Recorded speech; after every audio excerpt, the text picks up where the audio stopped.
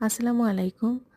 আমরা জানি আজকালকার বাচ্চারা টোটালি শাক, সবজি, মাছ, ছোট মাছ কোনো কিছুই খেতে চায় না।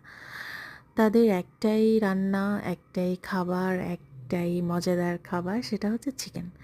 আর এই চিকেন দিয়ে বিভিন্ন রকম আইটেম যেমন দেখা যায় চিকেন ফ্রাই, চিকেন ঝাল ভুনা অথবা চিকেন বিরিয়ানি সব কিছুতেই বাচ্চারা চিকেন খোঁজে।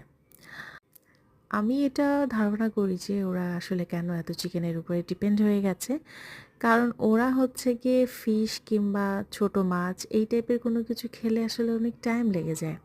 খেতে তো চাই না মানে একদম ছোট থেকে টিনেজ পর্যন্ত। দেখা যায় চিকেনটা খেলে একটু তাড়াতাড়ি করে খাওয়া হয়ে যায়। এজন্যে হয়তো ওরা চিকেনটাকে বেশি পছন্দ করে। কি আর করা আমাদের বাবা-মা হয়ে তো আমাদের ওদের পছন্দের খাবারই আমাদেরকে তৈরি করে দিতে হবেই আরকি।